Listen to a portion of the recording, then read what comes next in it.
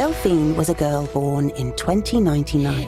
One day, her gran gave her a book, heavy with a spine. There were photographs of creatures she'd never ever seen. What are they, Gran, these animals? What does this all mean? Gran sighed. Many years ago, they roamed the earth and seas. But we bulldozed their homes and burnt down their trees. We put plastic in their oceans and greenhouse gases in the sky. But why did you let them, Gran? Why? Oh, why? Oh, why? I was just a child, she said. I shouted, no one took heed. Businessmen wanted money. It was nothing more than greed. On Earth Day 2021, a competition was launched across the UK to bring young people's voices to COP26, the UN Climate Change Conference of the Parties, which took place last month in Glasgow. Children were asked to tell a story that would send a powerful message to policymakers that our world is special, that our world needs us, and that we need to do everything in our power to protect our planet. What you just heard was part of the winning story, written by an 8-year-old girl named Delphine. It was screened at the opening ceremony of COP26 in front of world leaders, a reminder of what's at stake for the nearly 8 billion human beings on this planet if we, don't immediately enact sustainable change. Now, sustainability is one of those words that gets thrown around a lot when talking about how we can secure a better future for all. But what does it really mean? It's about how we manage our use of our finite resources to lead to a future in which both ourselves and the rest of the planet thrive. How we sensibly and joyously manage the use of them to create a future that is one that we can be proud of one that we know we're going to thrive in, and one that we know we're going to continue to grow in, but that's not at the expense of this life-sustaining resource that we're sitting on. It's in partnership with that. This is John Bull, director of Terra, the sustainability pavilion at Expo 2020 Dubai. Terra, which is Latin for Earth, stands as a monument to one of this Expo's sub-themes and its overarching goal, to become the most sustainable Expo yet. It's a physical manifestation of a promise almost, that together we can and will change the fate of humankind. There's no question about whether we've solved the situation we're in at the moment or not. We haven't solved it yet. We have the potential to do that. And that's the great thing about the lens of seeing the world that Expo brings. It's always attempting to be hopeful. It's always attempting to see the best in humanity. And, the enormity of the challenges that we're faced can only be kind of matched and equal by the enormity of the ingenuity and abilities of humanity to come up with new ideas to take us forward. And we're seeing those all over the place. In this 2-part series, we look at how Expo 2020 Dubai has internalized the gravity of our current environmental crises, committing itself to leading the way for sustainability and stewardship. How is it drawing inspiration from the world's oldest innovator, nature, to present effective solutions for our most pressing problems? I'm Noon Saleh, and this is Inside Expo, an official podcast of Expo 2020 Dubai, where history is being made.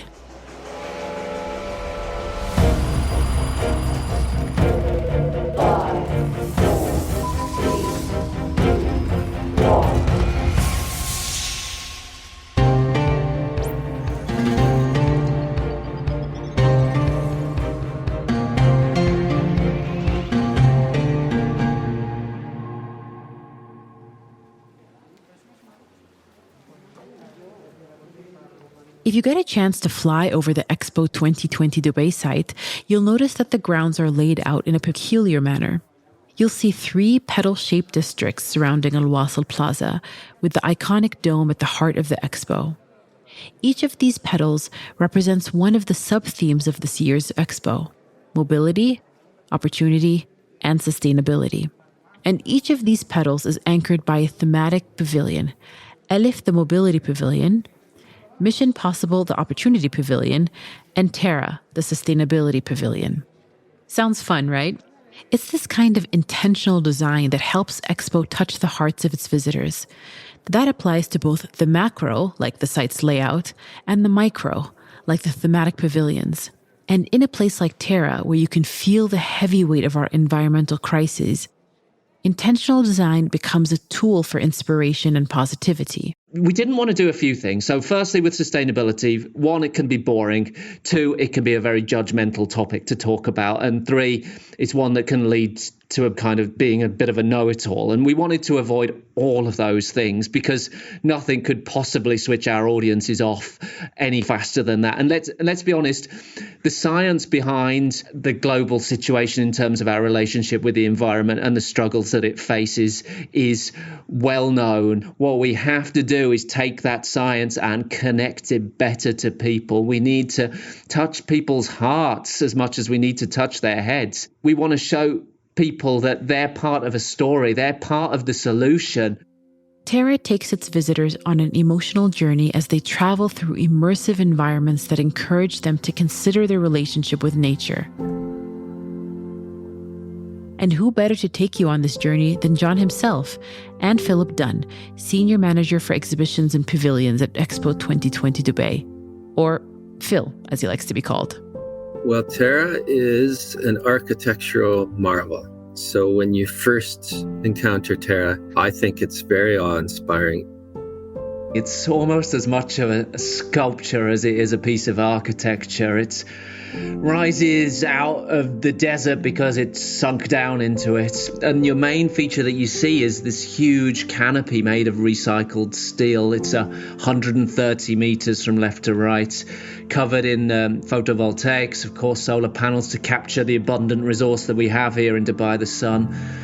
And send it down into the building for use. But this canopy cantilevered over the rest of the building seems to hover there almost like a spaceship or a mushroom, or actually like the dragon blood tree from Socotra. This canopy covers 6,000 square meters and provides shade for Terra's massive grounds. And here's a reference point for how wide it is. According to Philip, 130 meters are equivalent to almost 5 blue whales stacked end to end. Let's go back to our journey through Terra with Phil. And then you enter through a journey of about 7 million years where you walk through a wadi, and it takes you down into the exhibition space of Terra, where you get to choose to either go under the ocean or under the forest. As they walk through those exhibits, they're also confronted with what humanity is doing to nature. So there are exhibits there that talk about our consumptive lifestyles and our human impacts in the Anthropocene era, or the age of humans, the age of man. And all of those things are really, from what we can tell, a very emotional experience for the visitors that are coming through Terra. They're posed with questions about would you rather? So would you rather never see an ocean again or never see a forest again? Would you rather save 100 small animals or one large animal? They're posed with questions that don't really have a right or wrong answer, but are made to evoke thought and discussion. They then continue on the journey through a gallery where they're asked to choose 3 things. If their house was either flooding or if their house was on fire, which 3 things would you take? And then they make their way out of Terra and into the rest of Expo 2020. So it's very much a journey that's punctuated with emotion and knowledge, and hopefully at least people wanting to take action and do something to make the planet a better place. Of course, where Terra talks the talk when it comes to visitor experience and design, it also walks the walk in how it functions. Here's John, the director of Terra, once again. I mean, this building's a hard-working one. We're pushing it to meet targets to be net zero in its use of energy and net zero in its use of water through its operations. There's so many innovations here where we've pushed the envelope, and our architects Grimshaw have pushed the envelope to trial new things that work well in this environment that could be adapted and used elsewhere, whether that's using the power of the sun, its UV, to filter our water as we run it around the canopy, whether it's using the landscape and our plants to filter water so we can push it back in, whether it's the use of carbon fiber to create the energy trees that rotate to face the sun so that we can grasp every last bit of solar power we can. There's so many features here that they're all incredibly intentional and incredibly thoughtful. Every material choice we've made here has been done, firstly, to minimize the use of that material. Secondly, to look whether we can source it locally, whether we can source it from sustainable means, whether we can reduce the footprint of this beautiful building. Throughout this entire journey, you might have noticed that John and Phil repeatedly make reference to elements of nature: the sun, plants, trees, canopies, forests, water, oceans, animals.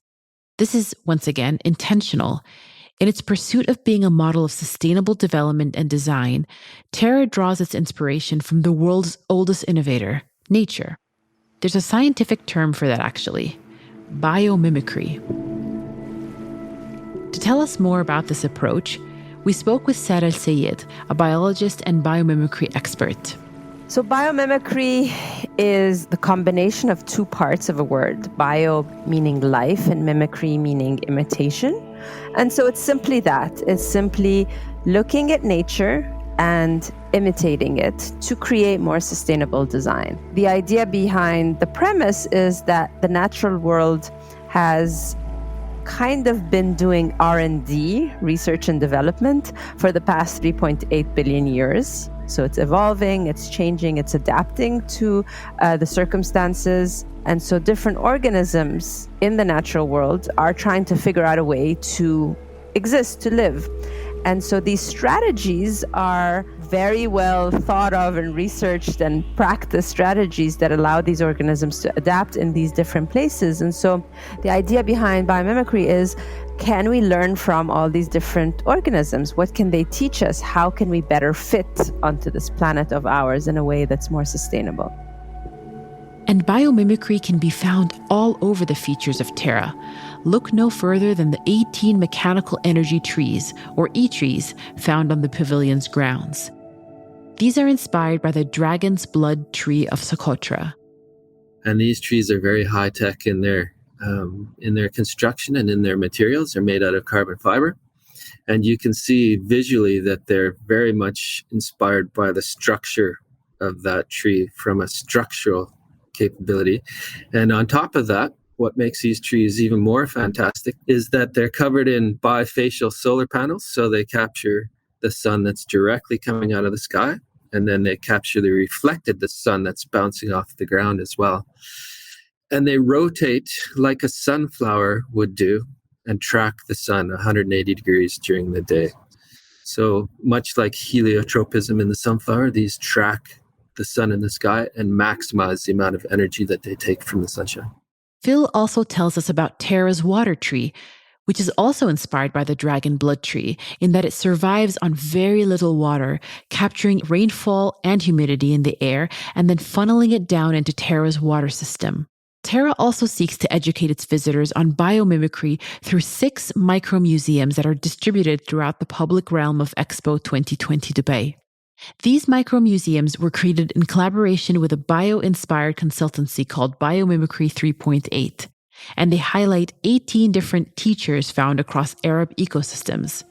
Both Sarah and Phil worked on these micro-museums. It is a small kiosk, 6 of these small kiosks that are spotted through the public realm at Expo. They're solar powered, they're completely autonomous, and each one of them speaks to 3 animal teachers or 3 organism teachers. There's some plants in there as well.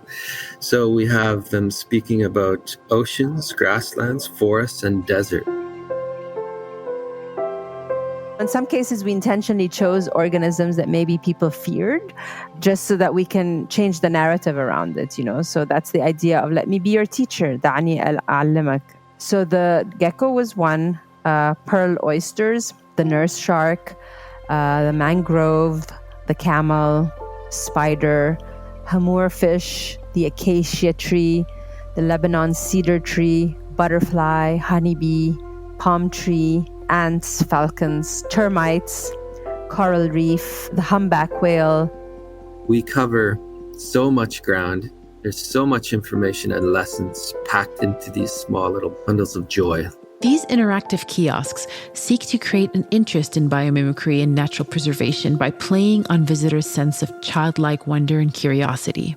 One of the big things that we try to do in teaching biomimicry is we try to have people reconnect to their younger self, like reconnect to that excited little child, the inner child in you that was asking so many questions, like, how does this work? How does the ant do that? How does the spider create this web? If you really sit down with a little child and allow them to be themselves, they're going to ask you 100 million questions. And they're always about how these different things actually work.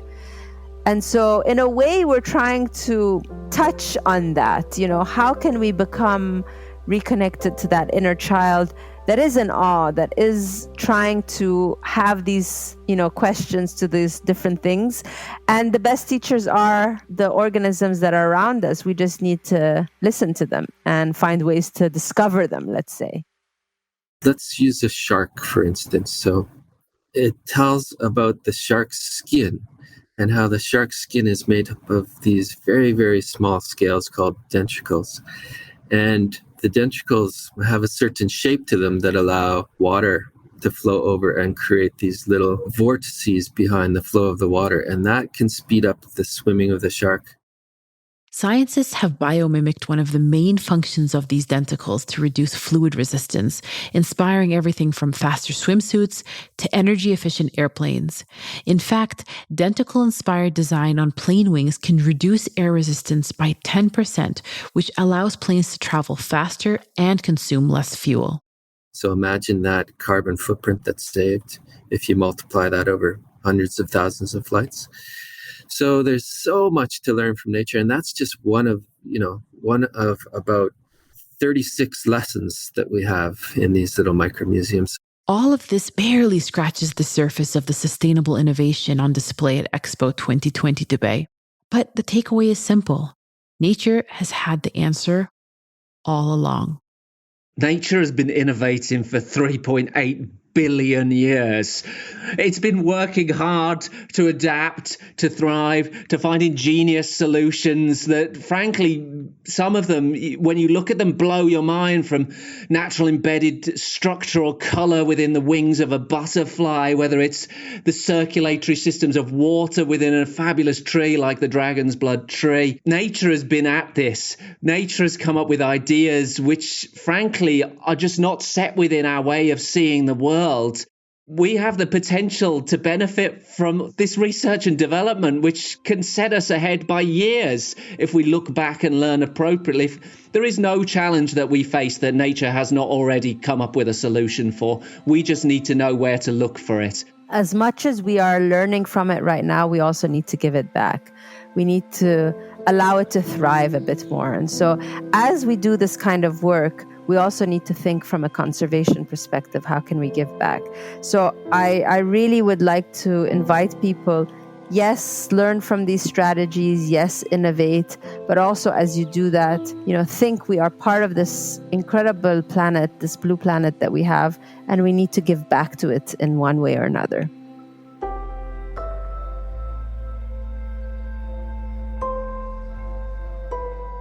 Join us in the second episode of this series as we take a deep dive into Expo 2020 Dubai's approach to solar energy and how it continues to look to nature for effective solutions to the ever-growing environmental issues we face today. Inside Expo takes you behind the scenes at Expo 2020 Dubai, sharing our stories and others across the 170-year history of this global event. Learn more by visiting virtualexpodubai.com. Inside Expo is produced by Kerning Cultures Network.